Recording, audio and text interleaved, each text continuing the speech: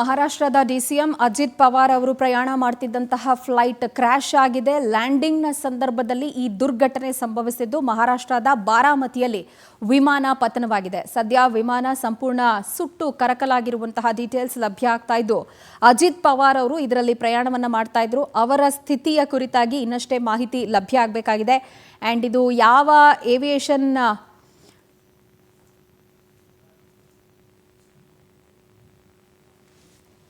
And ಈಗ ಸದ್ಯ crash ಆಗಿರುವಂತಹ ಫ್ಲೈಟು ಯಾವ ಕಂಪನಿಗೆ ಸೇರಿದ್ದು ಆ್ಯಂಡ್ ಅದರಲ್ಲಿ ಎಷ್ಟು ಜನ ಪ್ರಯಾಣ ಮಾಡ್ತಾ ಇದ್ರು, ಎಲ್ಲಿಂದ ಎಲ್ಲಿಗೆ ಬರ್ತಾ ಇತ್ತು, ಈ ಎಲ್ಲ ಡೀಟೇಲ್ಸ್ ಕೂಡ ಇನ್ನಷ್ಟೇ ಲಭ್ಯ ಆಗಬೇಕಾಗಿದೆ. ಸದ್ಯ ಅಜಿತ್ ಪವಾರ್ ಅವರ ಸ್ಥಿತಿಯ ಬಗ್ಗೆ ಇನ್ನೂ ಯಾವುದೇ ಮಾಹಿತಿ ದೊರೆತಿಲ್ಲ ಅಂತ ಹೇಳಿ ಗೊತ್ತಾಗ್ತಾ ಇದೆ. ವಿಮಾನ ದುರಂತದಲ್ಲಿ ಹಲವರು ಸಾವನ್ನಪ್ಪಿರುವಂತಹ ಶಂಕೆ ವ್ಯಕ್ತವಾಗ್ತಾ ಇದೆ. ಬಿಕಾಸ್ ಆ ಫ್ಲೈಟ್ ಕಂಪ್ಲೀಟ್ಲಿ ಸುಟ್ಟು ಕರಕಲಾಗಿದೆ. ಎಷ್ಟು ಜನ ಪ್ರಯಾಣ ಮಾಡ್ತಾ ಇದ್ರು, ಎಲ್ಲಿಂದ ಎಲ್ಲಿಗೆ ಈ ಫ್ಲೈಟ್ ಹೋಗ್ತಾ ಇತ್ತು ಅನ್ನುವಂಥದ್ದು ಮೋಸ್ಟ್ ಇಂಪಾರ್ಟೆಂಟ್. ಆ್ಯಂಡ್ ನಾವು ರಿಕಾಲ್ ಮಾಡ್ಕೊಳ್ಬೋದು, ಇತ್ತೀಚೆಗಷ್ಟೇ ಗುಜರಾತ್ನ ಅಹಮದಾಬಾದ್ನಲ್ಲಿ ಏನು ಫ್ಲೈಟ್ ಟೇಕ್ ಆಫ್ ಆಗಿತ್ತು ಲಂಡನ್ಗೆ, ಏರ್ ಇಂಡಿಯಾದ ಫ್ಲೈಟು, ಅದು ಕ್ರ್ಯಾಶ್ ಆದಂಥ ಸಂದರ್ಭ ಗುಜರಾತ್ನ ಮಾಜಿ ಸಿಎಂ ವಿಜಯ್ ರೂಪಾನಿ ಅವರು ಈ ಅವಘಡದಲ್ಲೇ ಸಾವನ್ನಪ್ಪಿದ್ರು. ಇದೀಗ ಮಹಾರಾಷ್ಟ್ರದ ಡಿಸಿಎಂ ಪ್ರಯಾಣ ಮಾಡ್ತಿದ್ದಂತಹ ಫ್ಲೈಟ್ ಕ್ರ್ಯಾಶ್ ಆಗಿದೆ. ಯಾವ ಏವಿಯೇಷನ್ ಕಂಪನಿಗೆ ಸೇರಿದಂಥ ಫ್ಲೈಟು, ಏರ್ ಇಂಡಿಯಾನಾ, ಇಂಡಿಗೋನಾ, ಸ್ಪೈಸ್ ಜೆಟ್ಟಾ, ಅದಿನ್ನಷ್ಟೇ ಮಾಹಿತಿ ಲಭ್ಯ ಆಗಬೇಕು. ಆ್ಯಂಡ್ ಈ ಫ್ಲೈಟ್ ಎಲ್ಲಿಂದ ಎಲ್ಲಿಗೆ ಪ್ರಯಾಣ ಮಾಡ್ತಿತ್ತು, ಎಷ್ಟೊತ್ತಿಗೆ ಟೇಕ್ ಆಫ್ ಆಗಿತ್ತು, ಈ ಎಲ್ಲ ಡೀಟೇಲ್ಸ್ ಕೂಡ ಇನ್ನಷ್ಟೇ ಲಭ್ಯ ಆಗಬೇಕು. ಆ್ಯಂಡ್ ಮಹಾರಾಷ್ಟ್ರದ ಡಿಸಿಎಂ ಅಜಿತ್ ಪವಾರ್ ಎಲ್ಲಿಂದ ಎಲ್ಲಿಗೆ ಪ್ರಯಾಣವನ್ನು ಬೆಳೆಸ್ತಾ ಇದ್ರು ಆ್ಯಂಡ್ ಫ್ಲೈಟ್ ಕ್ರ್ಯಾಶ್ ಆಗೋದಕ್ಕೆ ಏನು ಕಾರಣ ಆಯಿತು, ಈ ವಿಚಾರಕ್ಕೆ ಸಂಬಂಧಪಟ್ಟಂತೆ ಇನ್ನೂ ಮಾಹಿತಿ ಲಭ್ಯ ಆಗಬೇಕಾಗಿದೆ. ಮಹಾರಾಷ್ಟ್ರದ ಡಿಸಿಎಂ ಪ್ರಯಾಣ ಮಾಡ್ತಿದ್ದಂತಹ ವಿಮಾನ ಪತನವಾಗಿದೆ. ಅಜಿತ್ ಪವಾರ್ ಸೇರಿ 4-5 ಮಂದಿಗೆ ಘಟನೆಯಲ್ಲಿ ಗಂಭೀರವಾದಂಥ ಗಾಯ ಆಗಿರುವಂತಹ ಡೀಟೇಲ್ಸ್ ಇದೆ. ತುರ್ತು ಭೂಸ್ಪರ್ಶದ ವೇಳೆ ವಿಮಾನ ನೆಲಕ್ಕಪ್ಪಳಿಸಿರುವಂತಹ ಮಾಹಿತಿ ಲಭ್ಯ ಆಗ್ತಿರೋದು. ಡಿಸಿಎಂ ಅಜಿತ್ ಪವಾರ್ ಸೇರಿದಂತೆ 4-5 ಜನಕ್ಕೆ ಅವಘಡದಲ್ಲಿ ಗಂಭೀರವಾದಂಥ ಗಾಯ ಆಗಿದೆ ಅಂತ ಹೇಳಿ ಗೊತ್ತಾಗ್ತಾ ಇದೆ. ಅದೃಷ್ಟವಶಾತ್ ಅವರನ್ನ ಆದಷ್ಟು ಬೇಗ ಆಸ್ಪತ್ರೆಗೆ ದಾಖಲು ಮಾಡಿ ಚಿಕಿತ್ಸೆಯನ್ನ ಕೊಡಿಸುವಂತ ಕೆಲಸ ಆಗ್ತಾ ಇದೆಯಾ ಹೇಗೆ ಗೊತ್ತಾಗಬೇಕಿದೆ. ಒಟ್ಟು 4-5 ಮಂದಿಗೆ ಘಟನೆಯಲ್ಲಿ ಗಂಭೀರವಾದಂಥ ಗಾಯ ಆಗಿದ್ದು, ಎಮರ್ಜೆನ್ಸಿ ಲ್ಯಾಂಡಿಂಗ್ನ ಸಂದರ್ಭ ವಿಮಾನ ನೆಲಕ್ಕಪ್ಪಳಿಸಿದೆ ಅಂತ ಹೇಳಿ ಗೊತ್ತಾಗ್ತಾ ಇದೆ. ಆ ವಿಮಾನ ಎಲ್ಲಿಂದ ಎಲ್ಲಿಗೆ ಪ್ರಯಾಣ ಮಾಡ್ತಾ ಇತ್ತು, ಯಾಕಾಗಿ ಎಮರ್ಜೆನ್ಸಿ ಲ್ಯಾಂಡ್ ಮಾಡೋದಕ್ಕೆ ಪೈಲಟ್ ಮುಂದಾದ್ರು ಆ್ಯಂಡ್ ಆ ಸಂದರ್ಭದಲ್ಲಿ ವಿಮಾನ ಪತನವಾಗಿದೆ ಅನ್ನುವಂಥದ್ದು ಕೆಲವು ಪ್ರಶ್ನೆಗಳಿಗೆ ನಾಂದಿ ಹಾಡ್ತಾ ಇದೆ. ಸದ್ಯ ಮಹಾರಾಷ್ಟ್ರದ ಡಿಸಿಎಂ ಅಜಿತ್ ಪವಾರ್ ಸೇರಿದಂತೆ 4-5 ಜನಕ್ಕೆ ಗಂಭೀರವಾದಂಥ ಗಾಯ ಆಗಿದೆ ಅನ್ನುವ ಡೀಟೇಲ್ಸ್ ಲಭ್ಯ ಆಗ್ತಿದೆ. ಡೀಟೇಲ್ಸ್ ಕೊಡ್ತಾರೆ ನಮ್ಮ ಪ್ರತಿನಿಧಿ ಸಂತೋಷ್, ನಮ್ಮೊಂದಿಗೆ ದೂರವಾಣಿ ಸಂಪರ್ಕಕ್ಕೆ ಸಿಗ್ತಾ ಇದ್ದಾರೆ. ಸಂತೋಷ್, ಒಂದ್ ರೀತಿ ಖುಷಿ ವಿಚಾರ, ಗಂಭೀರವಾದಂಥ ಗಾಯ ಆಗಿದೆ ಅವರಿಗೆ, ಪ್ರಾಣಕ್ಕೇನು ಅಪಾಯ ಇಲ್ಲ ಅಂತ ಹೇಳಿ ಗೊತ್ತಾಗ್ತಾ ಇದೆ. ಫ್ಲೈಟ್ ಕ್ರ್ಯಾಶ್ನ ಕುರಿತಾಗಿ ಹೆಚ್ಚಿನ ಮಾಹಿತಿ ಏನು ಕೊಡ್ತೀರಿ ಆ್ಯಂಡ್ ಯಾಕಾಗಿ ಎಮರ್ಜೆನ್ಸಿ ಲ್ಯಾಂಡ್ ಮಾಡೋದಕ್ಕೆ ಮುಂದಾಗಿದ್ರು ಪೈಲಟ್ ಅಂತ? ಪ್ರಜ್ವಲ, ಪ್ರಮುಖವಾಗಿ ಈಗಾಗಲೇ ಲಭ್ಯವಾಗ್ತಿರುವಂತಹ ಮಾಹಿತಿ ಅನ್ವಯ ಒಟ್ಟು 6 ಜನರನ್ನ ಹೊತ್ತೊಯ್ತಿದ್ದಂತಹ ವಿಶೇಷ ವಿಮಾನವೇನಿದೆ, ಚಾರ್ಟರ್ಡ್ ಫ್ಲೈಟ್ ಬಾರಾಮತಿಯಲ್ಲಿ ಲ್ಯಾಂಡ್ ಆಗುವಂತಹ ಸಂದರ್ಭದಲ್ಲಿ ಈ ತುರ್ತು ಭೂಸ್ಪರ್ಶ ಆದಂತಹ ಹಿನ್ನೆಲೆಯಿಂದಾಗಿ ಈ ರೀತಿಯ ದೊಡ್ಡ ಅವಘಡ ಸಂಭವಿಸಿದೆ ಅನ್ನೋದ್ರ ಬಗ್ಗೆ ಮಾಹಿತಿ ಲಭ್ಯವಾಗ್ತಿದೆ. ಆದ್ರೆ ಪ್ರಮುಖವಾಗಿ ಬೇರೆ ಯಾವ್ದಾದ್ರು ಟೆಕ್ನಿಕಲ್ ಕಾರಣದಿಂದಾಗಿ ಈ ಘಟನೆ ಸಂಭವಿಸಿದೆಯಾ ಅನ್ನೋದ್ರ ಬಗ್ಗೆ ಮತ್ತಷ್ಟು ಮಾಹಿತಿಗಳನ್ನ ನಿರೀಕ್ಷೆ ಮಾಡ್ಬೇಕಾಗುತ್ತೆ. ಸದ್ಯಕ್ಕೆ 6 ಜನ ಇದ್ದಂತಹ 6 ಜನರ ಸ್ಥಿತಿ ಕೂಡ ತುಂಬಾ ಚಿಂತಾಜನಕವಾಗಿದೆ ಅನ್ನೋದ್ರ ಬಗ್ಗೆ ಹೇಳಲಾಗ್ತದೆ. ಕೆಲವೊಂದಿಷ್ಟು ಮಾಹಿತಿಯ ಪ್ರಕಾರ 6 ಜನರು ಕೂಡ ಈ ಒಂದು ಘಟನೆಯಲ್ಲಿ ಸಾವನ್ನಪ್ಪಿದ್ದಾರೆ ಅನ್ನೋಂಥದ್ದನ್ನು ಕೂಡ ಈಗಾಗಲೇ ಹೇಳಲಾಗ್ತದೆ. ಆದ್ರೆ ಇನ್ನೂ ಕೂಡ ಅಧಿಕೃತವಾಗಿ ಯಾವುದೇ ಮಾಹಿತಿ ಲಭ್ಯವಾಗ್ತಿಲ್ಲ. ಅಧಿಕೃತ ಮಾಹಿತಿಗಾಗಿ ಎಲ್ಲರೂ ಕೂಡ ಆ ನಿರೀಕ್ಷೆಯಲ್ಲಿರುವಂತದನ್ನ ಇಲ್ಲಿ ಗಮನಿಸಬೇಕಾಗುತ್ತೆ. ಆದ್ರೆ ಬಾರಾಮತಿಯಲ್ಲಿ ಜನರನ್ನ ಉದ್ದೇಶಿಸಿ ಮಾಡಲಾಗ್ತಿದ್ದಂತಹ ಒಂದು ಕಾರ್ಯಕ್ರಮಕ್ಕೆ ಅಜಿತ್ ಪವಾರ್ ತೆರಳುತ್ತಾ ಇದ್ರು. ಆ ಕಾರಣದಿಂದಾಗಿ ಲ್ಯಾಂಡ್ ಆಗುವಂತ ಸಂದರ್ಭದಲ್ಲಿ ಈ ಒಂದು ಚಾರ್ಟರ್ಡ್ ಫ್ಲೈಟ್ ಈ ರೀತಿ ಅವಘಡಕ್ಕೆ ತುರ್ತಾಗಿರುವಂತದ್ದು. ಹಾಗಾಗಿ ಈ ಒಂದು ಘಟನೆಯಿಂದಾಗಿ ಸುಮಾರು 6 ಜನರು ಮಾತ್ರ ಆ ವಿಶೇಷ ವಿಮಾನದಲ್ಲಿದ್ರು.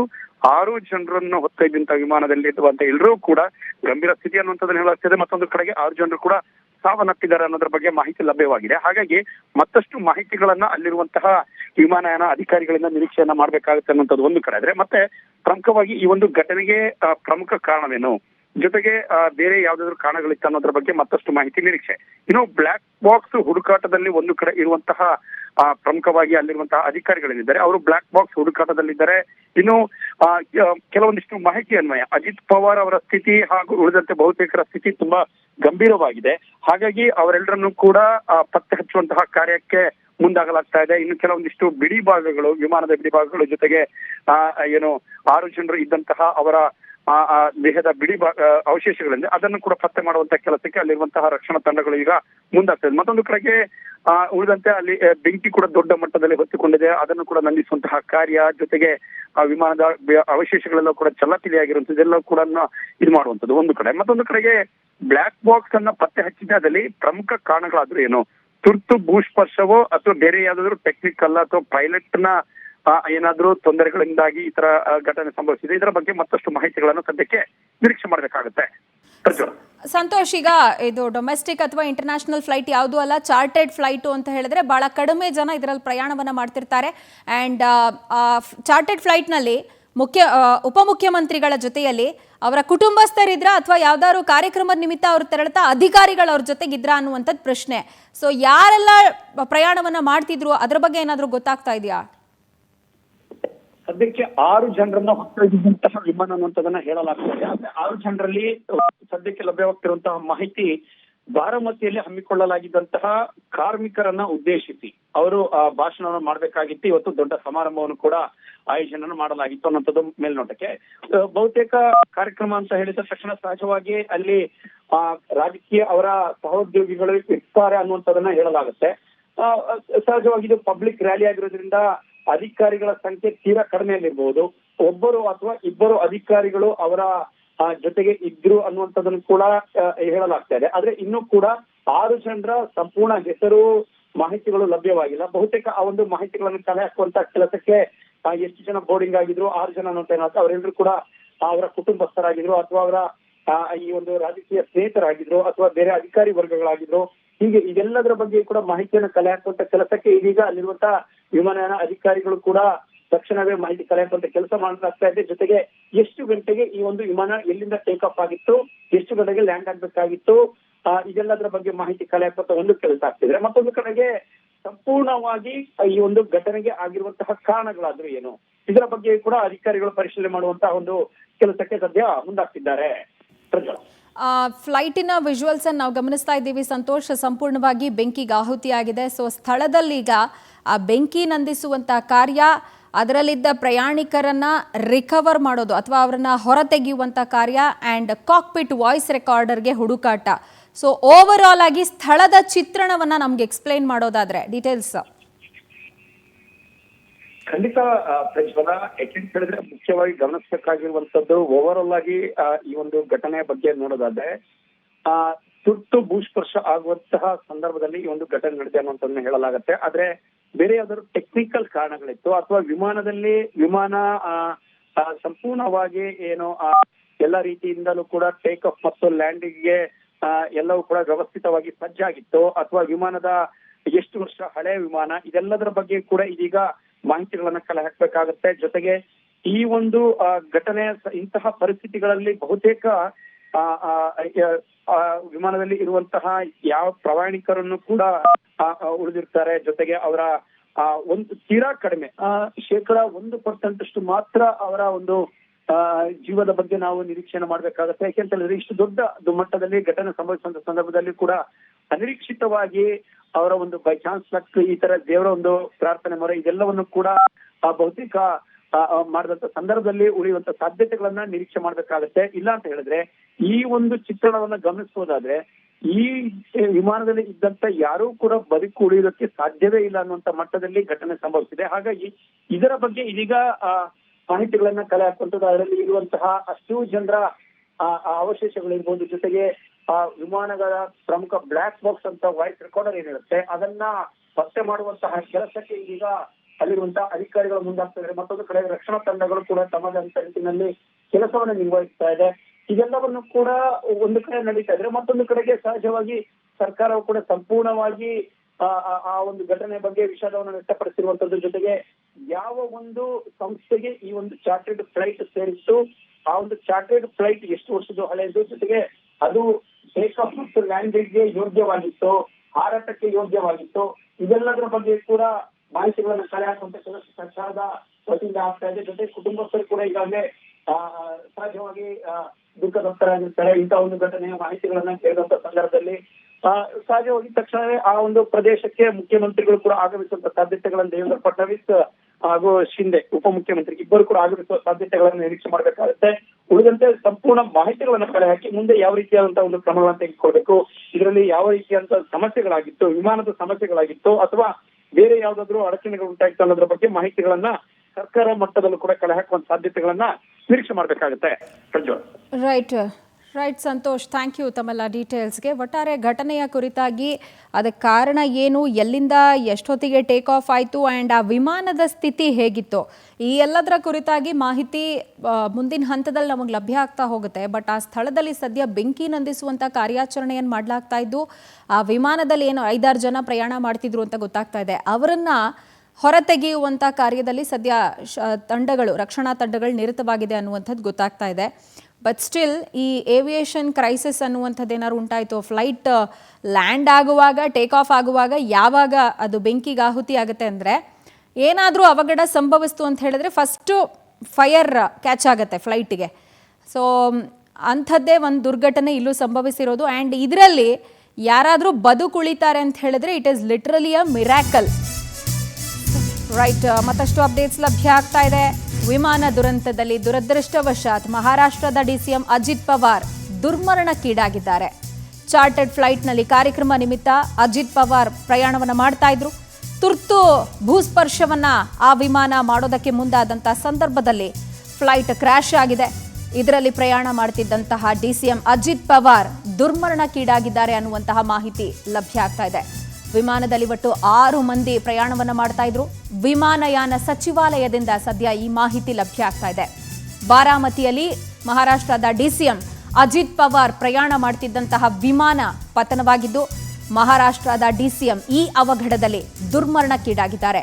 ವಿಮಾನದಲ್ಲಿ ಒಟ್ಟು 6 ಮಂದಿ ಪ್ರಯಾಣ ಮಾಡ್ತಾ ಇದ್ರು. 6ಕ್ಕೆ 6 ಮಂದಿಯು ಸಾವನ್ನಪ್ಪಿದ್ದಾರೆ ಅಂತ ವಿಮಾನಯಾನ ಅಧಿಕೃತವಾದಂಥ ಮಾಹಿತಿಯನ್ನ ಸದ್ಯ ಕೊಡ್ತಾ ಇದೆ. ಇತ್ತೀಚೆಗಷ್ಟೇ ನಾವು ಗಮನಿಸಿದ್ವಿ, ಗುಜರಾತ್ನಲ್ಲಿ ಅಹಮದಾಬಾದ್ ಫ್ಲೈಟ್ ಕ್ರ್ಯಾಶ್ ಆದಂಥ ಸಂದರ್ಭ ಗುಜರಾತ್ನ ಮಾಜಿ ಸಿಎಂ ವಿಜಯ್ ರೂಪಾನಿ ಅವರು ಸಾವಿಗೀಡಾಗಿದ್ರು. ಇದೀಗ ಮಹಾರಾಷ್ಟ್ರದ ಡಿಸಿಎಂ ಅಜಿತ್ ಪವಾರ್ ವಿಮಾನ ಅವಘಡದಲ್ಲಿ ಸಾವನ್ನಪ್ಪಿದ್ದಾರೆ. ವಿಮಾನದಲ್ಲಿ ಪ್ರಯಾಣ ಮಾಡ್ತಿದ್ದ ಒಟ್ಟು 6ಕ್ಕೆ 6 ಮಂದಿ ಕೂಡ ಸಾವನ್ನಪ್ಪಿದ್ದಾರೆ ಅಂತ ವಿಮಾನಯಾನ ಸಚಿವಾಲಯ ಮಾಹಿತಿಯನ್ನು ಕೊಡ್ತಾ ಇರೋದು.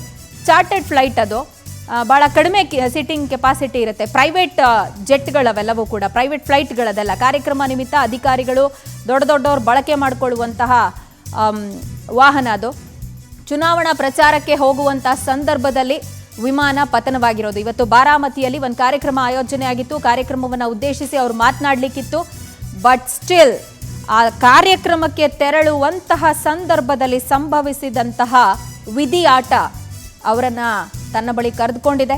ತುರ್ತು ಭೂಸ್ಪರ್ಶದ ವೇಳೆ ವಿಮಾನ ಅಪಘಾತಕ್ಕೀಡಾಗಿರೋದು. ಸೊ ಅದರ ಪರಿಣಾಮ ಬೆಂಕಿ ಹೊತ್ಕೊಂಡಿದೆ. ವಿಮಾನ ಸಂಪೂರ್ಣವಾಗಿ ಸುಟ್ಟು ಕರಕಲಾಗಿದೆ. ಆ ವಿಮಾನದಲ್ಲಿ ಪ್ರಯಾಣ ಮಾಡ್ತಿದ್ದ ಒಟ್ಟು 6ಕ್ಕೆ 6 ಮಂದಿ ಕೂಡ ಸಾವನ್ನಪ್ಪಿದ್ದಾರೆ ಅನ್ನುವಂತಹ ಅಧಿಕೃತ ಮಾಹಿತಿ ಲಭ್ಯ ಆಗ್ತಿದೆ.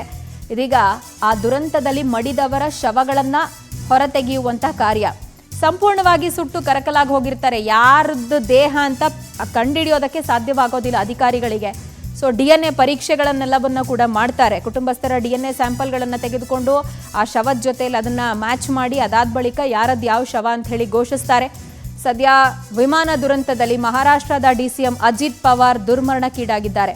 ಒಟ್ಟು 6 ಮಂದಿ ಪ್ರಯಾಣವನ್ನು ಮಾಡ್ತಾ ಇದ್ರು. ಇವತ್ತು ಬಾರಾಮತಿಯಲ್ಲಿ ಕಾರ್ಯಕ್ರಮವೊಂದನ್ನು ಉದ್ದೇಶಿಸಿ ಅವರು ಮಾತನಾಡಲಿಕ್ಕಿತ್ತು.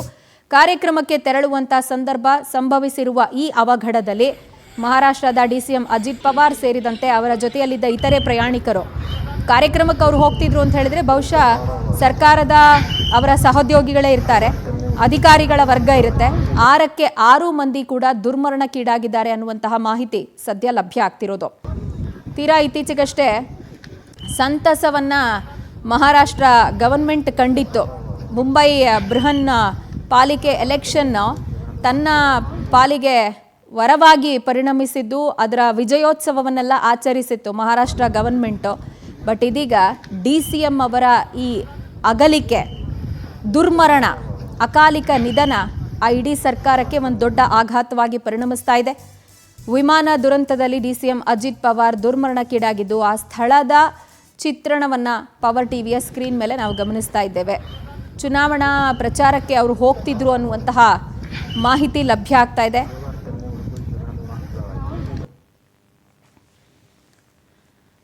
ಡೀಟೇಲ್ಸ್ ಕೊಡ್ತಾರೆ ನ್ಯೂಸ್ ಡೆಸ್ಕ್ನಿಂದ ನನ್ನ ಕಲೀಗ್ ಶರತ್ ಹುಣಸೂರ್ ನಮ್ಮೊಂದಿಗೆ ಲೈವ್ನಲ್ಲಿ ಜಾಯ್ನ್ ಆಗ್ತಾ ಇದ್ದಾರೆ. ಶರತ್, ವೆರಿ ಸ್ಯಾಡ್. ಮಹಾರಾಷ್ಟ್ರ ಗವರ್ಮೆಂಟ್ ಇತ್ತೀಚೆಗಷ್ಟೇ ಸಂತಸ ಪಟ್ಟಿತ್ತು ಪಾಲಿಕೆ ಎಲೆಕ್ಷನ್ ವಿನ್ ಆದಂಥ ಹಿನ್ನೆಲೆ. ಇದೀಗ DCM ಅವರ ಈ ಅಕಾಲಿಕ ದುರ್ಮರಣ ಒಂದು ದೊಡ್ಡ ಆಘಾತ. ಈ ಅವಘಡದ ಕುರಿತಾಗಿ ಏನೆಲ್ಲ ಅಪ್ಡೇಟ್ಸ್ ಈಗ ಲಭ್ಯ ಆಗ್ತಾ ಇದೆ ಶರತ್? ನಿಜ ಪ್ರಜ್ವಲ, NCPಯ ಮುಖ್ಯಸ್ಥ ಜೊತೆಗೆ ಮಹಾರಾಷ್ಟ್ರದ DCM ಅಜಿತ್ ಪವಾರ್ ಅವರ ದುರ್ಮರಣ ನಿಜಕ್ಕೂ ಮಹಾರಾಷ್ಟ್ರದಾದ್ಯಂತ ಒಂದು ರೀತಿಯಾಗಿ ಆತಂಕದ ವಾತಾವರಣ ನಿರ್ಮಾಣ ಆಗಿದೆ. ಬೆಳಗ್ಗೆ ಆದಂತಹ ಘಟನೆ ಇದು. ಅದು ಟೆಕ್ನಿಕಲ್ ಇಶ್ಯೂಸಿಂದನೋ ಅಥವಾ ಹವಾಮಾನ ವೈಪರೀತ್ಯದ ಕಾರಣದಿಂದಲೋ ವಿಮಾನ ಪ್ಲೇನ್ ಕ್ರಾಶ್ ಆಗಿದೆ. ಬಾರಾಮತಿಯ ಭಾಗದಲ್ಲಿ ತಲುಪ್ತಾ ಇದ್ದಂತೆ ತುರ್ತು ಭೂಸ್ಪರ್ಶ ಮಾಡಬೇಕು ಅನ್ನೋ ನಿಟ್ಟಿನಲ್ಲಿ ಲ್ಯಾಂಡಿಂಗ್ ಮಾಡುವಂಥ ಸಂದರ್ಭದಲ್ಲಿ ಆದಂತಹ ದುರಂತ ಇದು.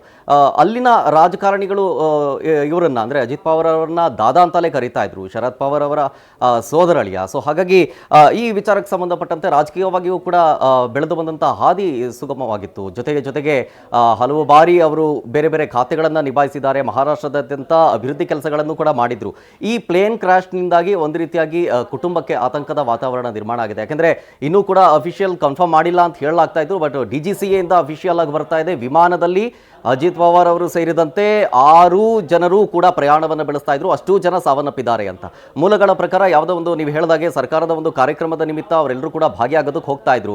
ಇತ್ತೀಚೆಗಷ್ಟೇ ಸ್ಥಳೀಯ ಸಂಸ್ಥೆಯ ಚುನಾವಣೆಯೂ ಕೂಡ ಆಗಿತ್ತು. ಭರ್ಜರಿ ಜಯಬೇರಿಯನ್ನು ಕೂಡ ಬಾರಿಸಿದ್ರು.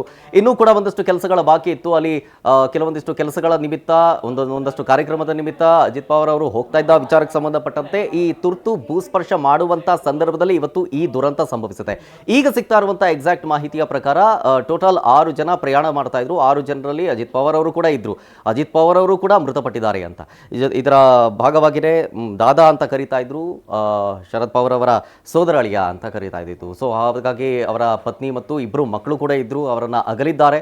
ಇದರ ಜೊತೆಗೆ ರಾಜಕೀಯವಾಗಿ ಬೆಳೆದು ಬಂದಂಥ ಇತಿಹಾಸವನ್ನು ಕೂಡ ನಾವು ನೋಡ್ತಾ ಹೋದರೆ ಶರದ್ ಪವಾರ್ ಅವರು ಮೂಲ ಕಾಂಗ್ರೆಸ್ಸಿಗರಾದರೂ ಕೂಡ ಅವರ ಜೊತೆಗೆ ಬೆಳಿಬೇಕು ಅನ್ನುವಂಥ ಉದ್ದೇಶದಿಂದ ಇಟ್ಕೊಂಡು ತದನಂತರ ಅವರು NCP ಪಕ್ಷವನ್ನು ಸ್ಥಾಪನೆ ಮಾಡಿ ಅದರ ಮುಖಾಂತರ ಹೆಸರು ಮಾಡ್ತಾರೆ. ಜೊತೆಗೆ ಹಲವು ಬಾರಿ ಗೆದ್ದು ಬಂದಿದ್ದಾರೆ. ಅದೇ ಬಾರಾಮತಿಯ ವಿಧಾನಸಭಾ ಕ್ಷೇತ್ರದವರು. ಸೊ ಅಲ್ಲಿಗೆ ಹೋಗುವಂತ ಸಂದರ್ಭದಲ್ಲಿ ಈ ದುರಂತ ಆಗಿರೋದು ನಿಜಕ್ಕೂ ಬೇಸರದ ಸಂಗತಿ ಅನ್ನಬಹುದು.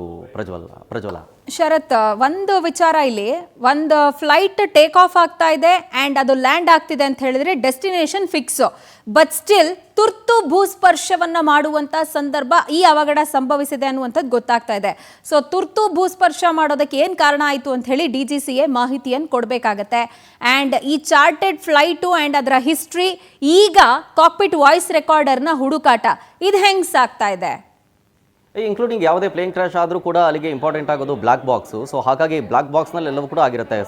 ಕಂಟ್ರೋಲಿಗೆ ಸಿಕ್ಕಿಲ್ಲ ಅಂತ ಕಾಣಿಸುತ್ತೆ. ಆ ಒಂದು ಏರ್ಕ್ರಾಫ್ಟ್ ಕಂಟ್ರೋಲಿಗೆ ಸಿಕ್ಕಿಲ್ಲ. ಸೊ ಆ ಸಂದರ್ಭದಲ್ಲಿ ತುರ್ತು ಭೂಸ್ಪರ್ಶ ಮಾಡಲೇಬೇಕಾದಂಥ ಸಂದರ್ಭ ಬಂದಾಗ ಆ ಒಂದು ಕಾಲನ್ನು ಕೊಟ್ಟಿರ್ತಾರೆ. ಫಾರ್ ಎಕ್ಸಾಂಪಲ್, ಈ ಹಿಂದೆ ಆದಂಥ ಪ್ಲೇನ್ ಕ್ಲಾಶಲ್ಲಿ ಮೇ ಡೇ ಅಂತ ಹೇಳೋದಾಗಿರ್ಬೋದು, ಈ ರೀತಿಯಾದಂಥ ಒಂದಷ್ಟು ಕೋಡ್ ವರ್ಡ್ಗಳಿರುತ್ತೆ. ಅದೇ ರೀತಿಯಾಗಿ ಆದಂಥ ಸಂದರ್ಭದಲ್ಲಿ ಇವರು ಕೂಡ ತುರ್ತು ಭೂಸ್ಪರ್ಶ ಮಾಡಬೇಕು ಅಂತ ಹೋದ್ರೂ ಕೂಡ ಅದು ಯಶಸ್ವಿ ಭೂಸ್ಪರ್ಶ ಆಗಲಿಲ್ಲ.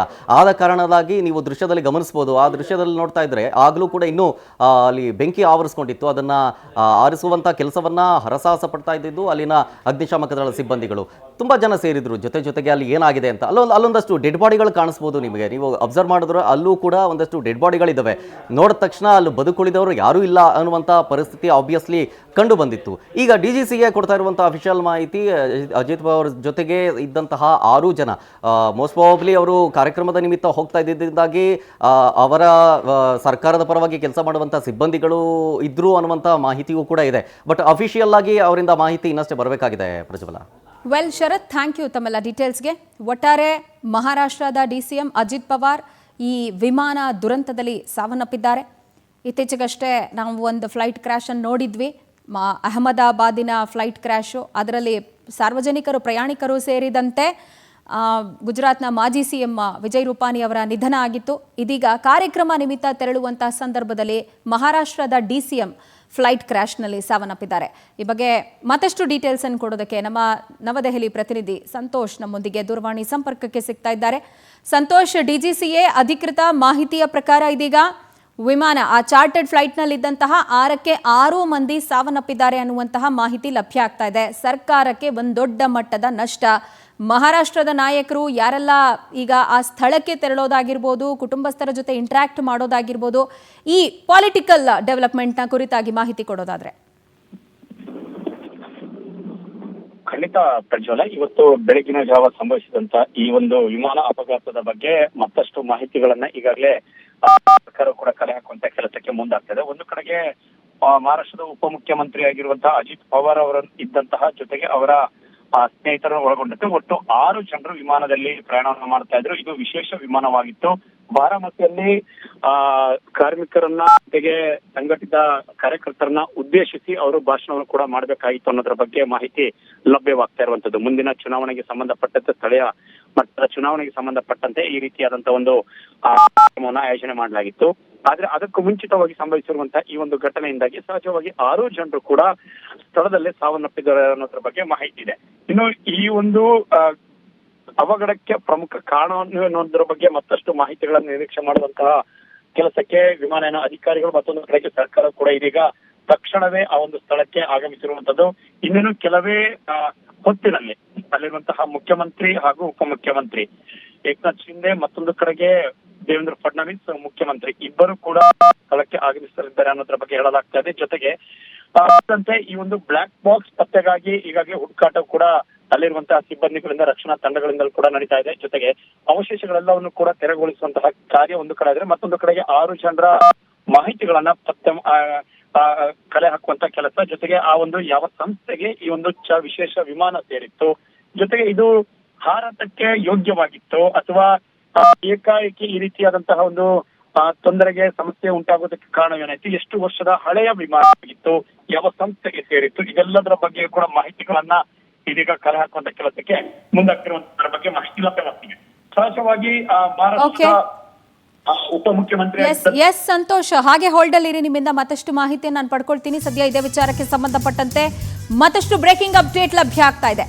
ವಿಮಾನ ದುರಂತದಲ್ಲಿ ಡಿಸಿಎಂ ಅಜಿತ್ ಪವಾರ್ ದುರ್ಮರಣಕ್ಕೀಡಾಗಿರುವಂತಹ ಹಿನ್ನೆಲೆ ಬಾರಾಮತಿಗೆ ಅಜಿತ್ ಪವಾರ್ ಅವರ ಕುಟುಂಬಸ್ಥರು ದೌಡಾಯಿಸ್ತಾ ಇರುವಂತಹ ಮಾಹಿತಿ.